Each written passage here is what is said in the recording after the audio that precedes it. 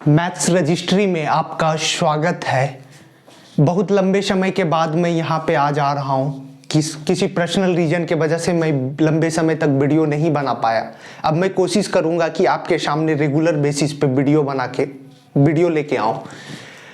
आपका इलेक्शन के कारण या जो भी कारण हो, वह आपका बीपीएससी टीआरई 3.0 और एस्टेट का एग्ज़ाम कुछ दिनों के लिए पेंडिंग कर दिया गया है। उम्मीद है कि यह एग्ज़ाम इलेक्शन के बाद ही होगा।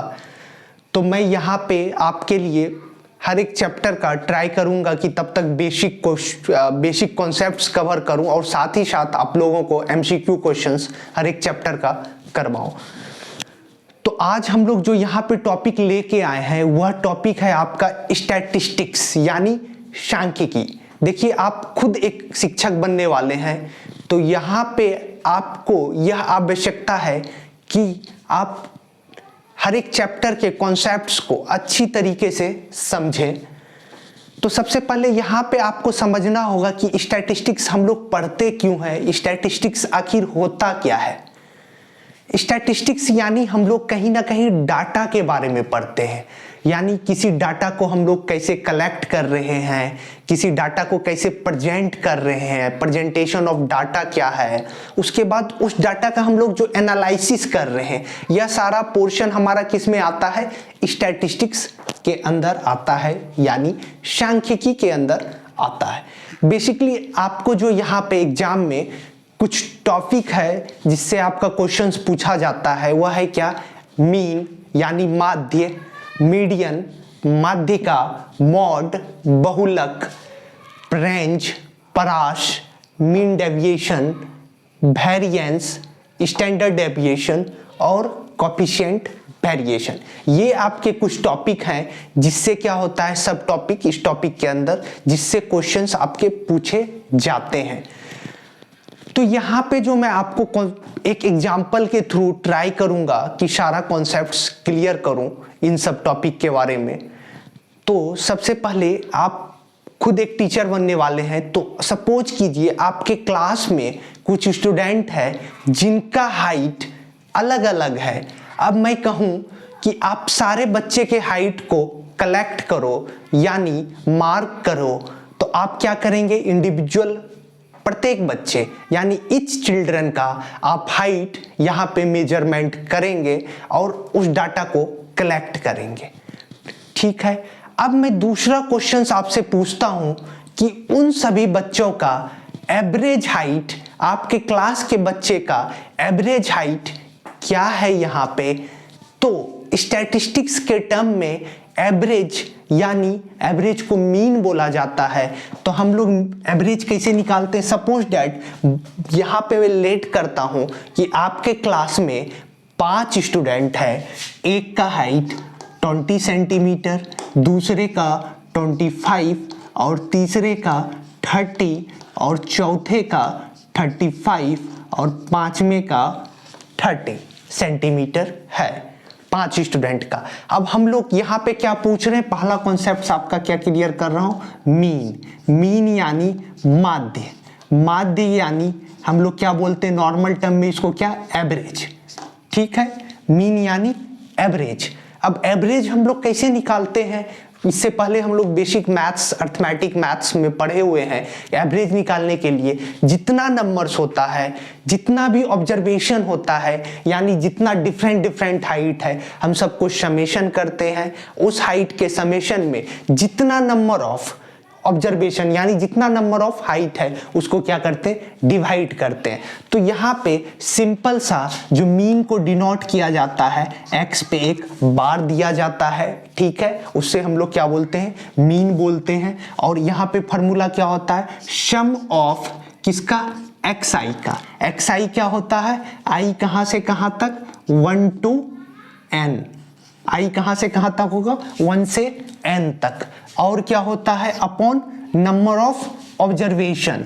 नंबर ऑफ ऑब्जर्वेशन क्या, सपोज दैट n ऑब्जर्वेशन है तो अपॉन n। यह क्या हुआ, मीन का, यहाँ पे मीन निकालने का ये बेसिक तरीका है मीन निकालने का। और हम लोग अभी आगे चैप्टर में अलग अलग तरीका देखेंगे। जब फ्रीक्वेंसी इन्वॉल्व होता है यानी आवृत्ति आता है तो उस केस में हम लोग कैसे मीन निकालते हैं। फिर हम लोग देखेंगे यहाँ पे कि एज्यूम मीन मेथड से कैसे निकालते हैं, स्टेप डेविएशन मेथड से मीन कैसे निकालते हैं। डिफरेंट मेथड को हम लोग आगे पढ़ेंगे, अभी हम लोग बेसिक कवर कर रहे हैं। फिर नेक्स्ट हम लोग देखते हैं, सपोज दैट हम पूछ रहे हैं आपके क्लास में जो 5 स्टूडेंट है जिनका हाइट डिफरेंट है, उसमें मैं पूछूं कि आपके क्लास में जस्ट मिडिल पोजीशन में यानी बीच वाला जो पोजीशन का हाइट है वह क्या है, तो आप क्या उसके लिए क्या करेंगे, सबसे पहले जितने भी बच्चे हैं इन सबके हाइट को क्या करेंगे, इंक्रीजिंग या डिक्रीजिंग ऑर्डर में अरेंज करेंगे। सपोज दैट यहाँ पे हम लोग इंक्रीजिंग ऑर्डर में अरेंज कर रहे हैं, तो ये क्या हो रहा है 20, 25, 30 एंड 35।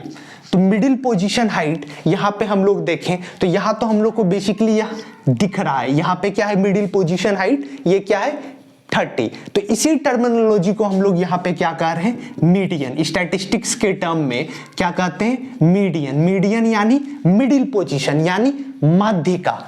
माध्यिका जो है हमारा यहाँ क्या हो गया, माध्यिका क्या हुआ यहाँ पे हमारा 30। आप अब बोलेंगे कि इसमें हम लोग क्या फार्मूला लगाएंगे, तो मीडियन निकालने के लिए हमेशा हमारा 2 कंडीशन हो सकता है। ये क्या क्या, पहला कंडीशन क्या है, if number of observation is odd.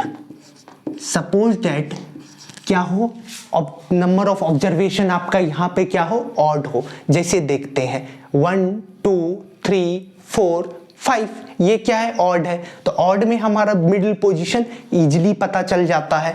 तो इसके लिए फार्मूला क्या होता है, n/2 + 1th टर्म। सिंपल सा फार्मूला है। देखिए यहाँ पे n क्या है आपका, देखिए यहाँ पे, सॉरी मैं यहाँ पे कुछ मिस्टेक, n+1/2th टर्म। इसका फार्मूला क्या होता है, n+1, ये पूरा होल पे है 2, तो इसका फार्मूला क्या हो जाता है n+1। देखिए यहाँ पे 5 टर्म है, 5 + 1 6, 6/2 3। थर्ड टर्म आपका क्या हो गया, यहाँ पे थर्ड टर्म कितना है 30, तो 30 क्या हो गया यहाँ पे आपका मीडियन हो गया। दूसरा केस यहाँ पे क्या होता है आपका, if number of observation is even. Number of observation is even. ध्यान से देखिएगा, सपोज दैट ये सेम सिनेरियो है, यहाँ पे मैं लिख रहा हूं इसको फिर से 20, 25, 30, 35। इसमें मैं क्या कर रहा हूं, एक और ऑब्जर्वेशन ऐड कर रहा हूं, एक बच्चे का और हाइट। अब देखिए नंबर ऑफ ऑब्जर्वेशन कितना हो गया, इवन 1 2 3 4 5 6। तो अब देखिए इसका मिडिल पोजीशन क्या, ये दोनों है। तो अब इन दोनों का जो एवरेज होगा यानी इनका प्लस ये प्लस डिवाइडेड 2 जो होगा, ये क्या होगा, इसका मीडियन होगा। तो इसका फॉर्मूला हम लोग यहाँ पे क्या लिखेंगे, n/2th plus n/2 + 1th term divided by 2। इसका क्या फॉर्मूला होगा, देखिए n/2th, यहाँ पे क्या हो गया, टर्म कितना है 6/2 3 और 3 + 1 4, 3 और 4 का जो एवरेज डिवाइडेड 2 होगा वह हमारा क्या होगा,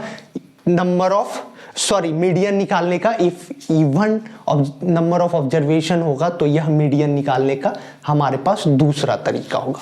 देखिए अभी तक मैं आपको 2 चीज कवर किया हूं, मीन यानी एवरेज, दूसरा टॉपिक कवर जो किया हूं मीडियन यानी माध्यिका यानी जो मिडिल पोजीशन यानी बीच वाला पोजीशन होगा वह हमारा क्या होगा, मीडियन होगा। तो मीडियन यहाँ पे क्या होता है, 2 केस हो सकता है हमारे पास, या तो नंबर ऑफ ऑब्जर्वेशन ऑड हो, तो ऑड में हमारा क्या होता है n+1/2th टर्म, वो हमारा क्या हो जाता है मीडियन निकालने का तरीका होता है। यदि हमारा इवन होता है तो उसमें हम लोग क्या करते हैं, बीच का 2 टर्म आता है उसका एवरेज निकालते हैं। तो उसके लिए क्या फॉर्मूला हो जाता है, n/2th term plus n/2 plus 1th term का बाई 2, उससे हम लोग को क्या निकलता है, यहाँ पे median number of observation even होने के कारण निकल जाता है।